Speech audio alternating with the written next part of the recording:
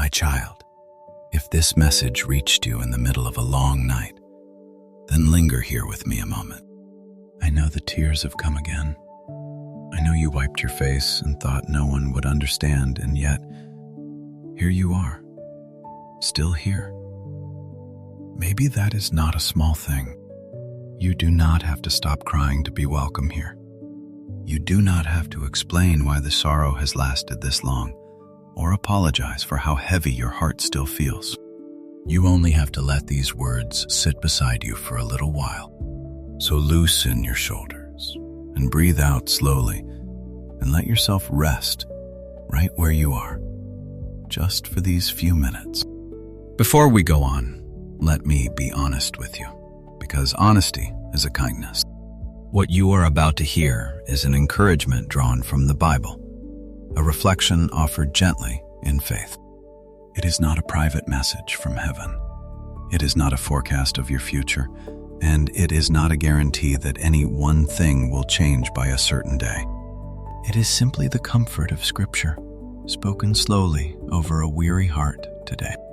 And there is one verse I want to lay underneath everything tonight. It comes from the book of Psalms, the 30th Psalm, verse 5. Listen to the words without rushing, for his anger endureth but a moment. In his favor is life. Weeping may endure for a night, but joy cometh in the morning. Read that last line again in your heart. Weeping may stay for the length of a night, but the morning is coming, and the morning carries joy. The night is real. The tears are real, and still, the night is not forever. This is not me dressing up your pain in a pretty saying. In the Scriptures, this is the steady promise of the one who keeps watch over those he loves. And tonight, that promise is being read gently over you. So let these words reach you the way the Bible offers them, as though the Father himself were sitting close in the quiet and saying, "My child, I have seen every tear you thought fell unnoticed. I have counted the nights you cried until you had nothing left, and woke up the next day still aching. I have watched you carry a grief that you could not put into words and could not put down. The Scriptures say it tenderly, that he keeps account of your wandering and gathers up your tears as if each one were precious to him. Not one of your tears has been wasted. Not one was ever beneath my notice. I have been near you in the hours that felt the loneliest. I was close on the mornings you got dressed for the world while your heart was quietly breaking. I have stayed with you through the long stretch when no comfort seemed to reach you, and I never once turned away. I know there were nights you wondered if this sadness would simply be your life net. You prayed for the weight to lift, and it stayed. And slowly, you began to fear that the heaviness was permanent. But hear me now. A long night is still a night, and a night is not the whole story. Sometimes what felt like endless dark was a season passing through, not a sentence handed down. And even in the dark, there was something quietly being held together that your eyes could not see. What has felt like a sorrow with no end was never meant to be the final chapter. It is grief moving through a heart that was made from more than grief. Your sorrow is not your name. Your weeping is not your future. You are not too broken to be loved. You are not too tired to be carried. The voice that says this night will never lift is not the truth about you, and it is not the voice of the one who made you. You have heard that voice, haven't you? The quiet one that visits most often when the lights are out. It speaks in your own tone, so you assumed it was only your own thoughts. It tells you the sadness has won. It says you will always feel this hollow, and that mourning is for other people, not for you. It whispers that everyone around you has moved on, and you are the only one still stuck in the night. And in the dark, It lists every reason you have to despair, slowly, one after another. My child, hear me. That voice is not telling you the truth. It does not speak for heaven, and it does not know the end of your story. So when that old voice begins its tired speech tonight, answer it with what is true.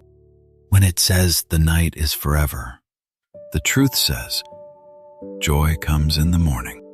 When it says you are alone in this, the truth says I am with you in the dark. When it says nothing will ever change, the truth says the season is turning, even now. You do not have to argue it into silence. You only have to stop agreeing with the lie. So if you are listening tonight with eyes that are tired of crying, this is for you. If the sorrow has lasted so long that you can barely remember feeling light, this is for you. If you have been grieving something or someone, and the world expected you to be over it by now, this is for you. If you have prayed for the heaviness to lift so many times that you have almost stopped expecting an answer, this, most of all, is for you. You do not have to hide your sadness here. You do not have to perform peace you do not feel. You do not have to make your grief look smaller so that it is easier for others to be near. Come as you are, tears and all. In the Gospel of Matthew, chapter 5, the scriptures say something simple and kind, that those who mourn are blessed, and that they will be comforted. Notice who is called blessed, not the ones who feel nothing, not the ones who hid their pain well, not the ones who never broke down. The mourners, the ones whose hearts have been heavy for a long, long time. That blessing has your name in it, exactly as you are, with your face still wet. You do not have to dry your eyes to qualify for comfort. You do not have to earn your way back to joy. The scriptures never say, stop grieving and then you may be comforted. They say, the ones who mourn are the very ones who will be comforted. And there is a picture in the scriptures that I want you to hold tonight. The Bible speaks of a day when sorrow itself is undone, when crying comes to an end. Listen to the hope of it. The scriptures say that God will wipe away every tear from their eyes, and that there will be no more death, nor sorrow, nor crying. Sit with that for a moment. This is not a God who is far off and unmoved by your weeping. This is a God who comes close enough to wipe the tears himself. A God who does not scold your grief, but tends to it. A God who has promised that in the end, crying will not have the last word. If you have pictured heaven as cold and distant while you suffered, let this picture soften it tonight. You are not crying in an empty room. Your tears are seen by the gentlest hands there are. And I want to say something about all those prayers you thought went nowhere. The ones you prayed when the house was dark and quiet. The ones that dissolved into tears before you could finish them. The ones that were only a name or a single broken word breathed out into the night. You thought they sank to the floor. You thought they faded into the ceiling and were lost. But the scriptures say your weeping was heard. Every quiet hour of it. Every silent prayer reached him. Every wordless ache was understood. None of it was wasted, and none of it was ever too small to matter to heaven.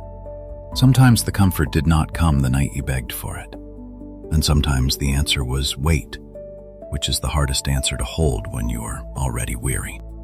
But the waiting was never the same thing as being forgotten. Beneath the long night, in the places you could not see, morning was already on its way. The way the sky stays dark and silent for hours and then, without announcement, begins to lighten at the edges, long before the sun appears. You were never as alone in the dark as the dark made you feel. Now, I know you may not feel any lighter yet, Joy returns slowly to a heart that has wept for a long season. And that is all right. The truth of the morning does not wait for you to feel it before it becomes true. The sun rises, whether or not you are watching for it. The promise holds, whether or not your heart can feel it tonight. And these words were written down long before you were born, so that they could find you here, on a night when feeling has run dry. So let me say it again, slowly, the way you may have needed to hear it for a long time. Your weeping is seen, not dismissed. Seen, held, and not held against you. The world has a way of rushing grief along, telling you to move on, to cheer up, to be over it already, as if sorrow were a thing you could schedule. But that is not how heaven treats a weeping heart. Your worth was never measured by how quickly you recovered. It was never tied to how well you held yourself together in front of others. On the nights you wept until you were empty, you were loved. On the mornings you could barely rise, you were loved. When the sorrow lifts, you are loved. And while it still presses down on you, you are loved just the same. The love over your life does not wait for your joy to return. It is with you in the weeping, and it will be with you in the morning. I want you to think back for just a moment on the nights you were sure you could not survive. The grief that felt like it would swallow you. The loss that seemed too heavy to carry into the next day. And yet, here you are. You made it through that night. You are still breathing. You are still here. Do you ever wonder how you lived through the hours you were certain would end you? How a small mercy showed up out of nowhere on a night you had no strength left to find it. How you woke to one more morning when the evening before you could not imagine wanting to. The scriptures would say that was not an accident. That was a hand holding you through the dark. You did not survive those nights because you were strong enough on your own.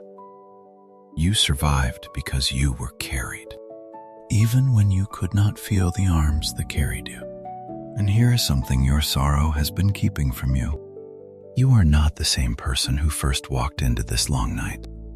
You believe you have only been losing, but in the dark, you have also been deepening in ways that are hard to see while the tears are still falling. The tenderness you feel now toward other hurting people, you did not have it before the weeping. The compassion that rises in you when you meet someone else in pain, you bought that with your own long nights. The quiet endurance that gets you up on the heavy mornings, that was forged in you, not handed to you. The scriptures say that comfort received in our own affliction becomes comfort we can offer to others. The night was not sent to ruin you. What passes through sorrow can come out softer and wiser and more able to love. And you are becoming more tender, more real, and more truly yourself than the days before the grief. One day, you will sit beside someone in the very night you are weeping through now, and the comfort you longed for will flow through you to them. Nothing you have wept over is going to be wasted. And let me speak gently to the loneliness that grows in a long season of sorrow.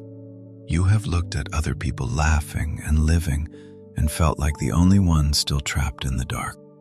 Behind where you thought you would be by now. Behind the people who seem to have healed so easily. Behind some private timeline of grief that no one ever actually gave you. But heaven does not measure your healing against anyone else's clock. You are not falling behind. You are not a weaker version of a stronger person's recovery. The scriptures are full of people who wept long and were never abandoned in it. The ones who cried by the rivers in a strange land. The ones who mourned in the night and were met by morning. The heavy-hearted who were never once counted as lost. The length of your night is not a measure of your worth. So stop comparing your sorrow to a recovery you were never required to copy. You are exactly where grace can still find you. And grace has never once arrived too late for a weeping heart. So tonight, I am asking you to set down a few things you were never meant to carry alone. Lay down the shame of grieving longer than you thought you should.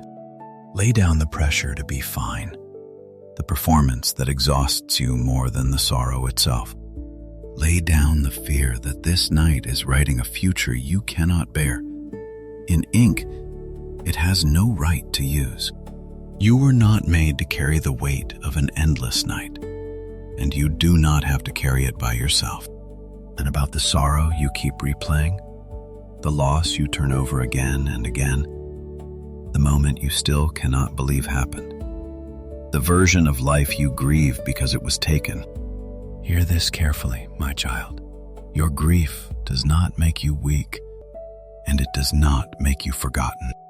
The scriptures promise that His mercies are new every morning.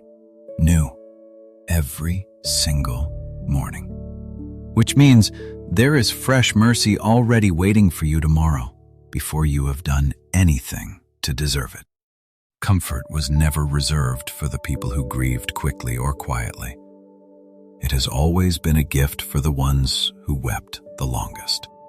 And that includes you. So let the weight rest in gentler hands tonight. Not because the loss did not matter, but because you were never meant to hold it all alone.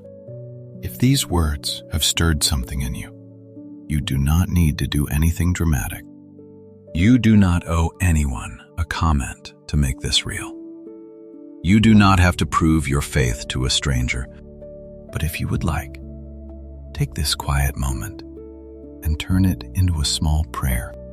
It can be as simple as this. Lord, I am weary of crying. Help me to trust that morning is coming. There are no perfect words for grief. The scriptures show God meeting people in their tears and their silence and their prayers too broken to finish. Your honesty is enough. And if someone comes to your mind right now, someone who is weeping through a long night of their own, you are welcome to share this message with them.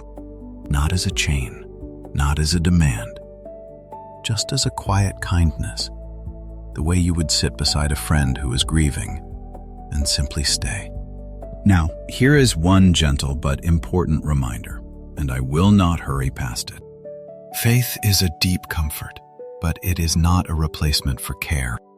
If the sorrow has grown so heavy that it is hard to function, or if your mind or your health feels too much to carry, please also reach out to a doctor, a counselor, or someone you trust.